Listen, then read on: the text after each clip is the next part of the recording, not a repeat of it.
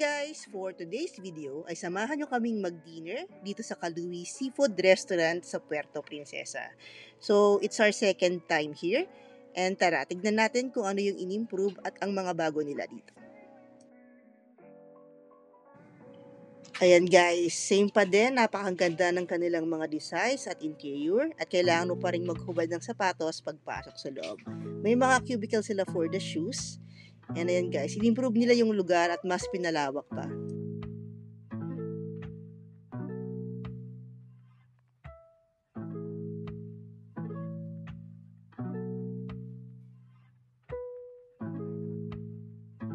Got the kick.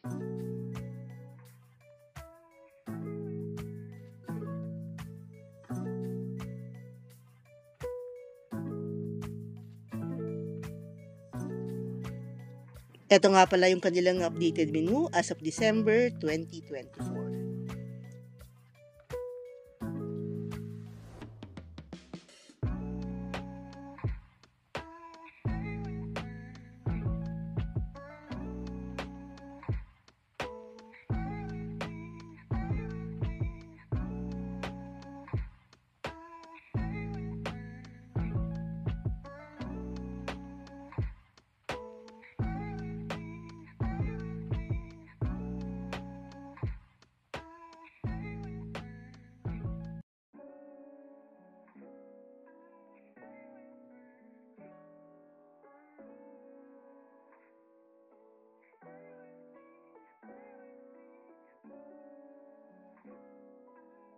Okay, so tapos na kaming umorder and while waiting for the food, tara, ikutin natin yung napakagandang restaurant na to.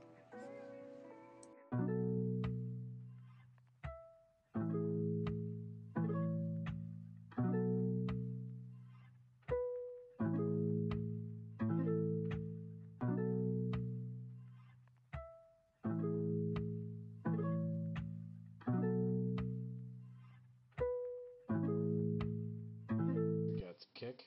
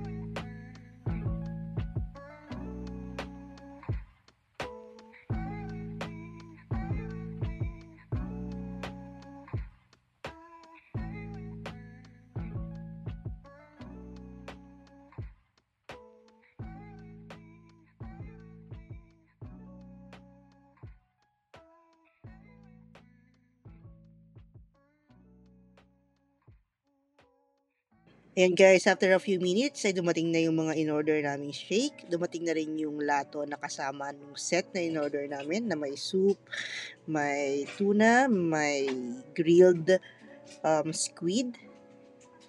Ayan yung grilled squid. And ito yung serving ng tuna na kasama dun sa set. May vegetable tempura din. May curry, na fish din yung sahog.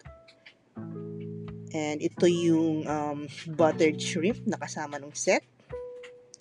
And nag-additional din kami ng kilawing tuna. Unfortunately, napaka-asim niya for my taste and hindi namin to naubos. Ayan guys. So, okay naman yung food all in all.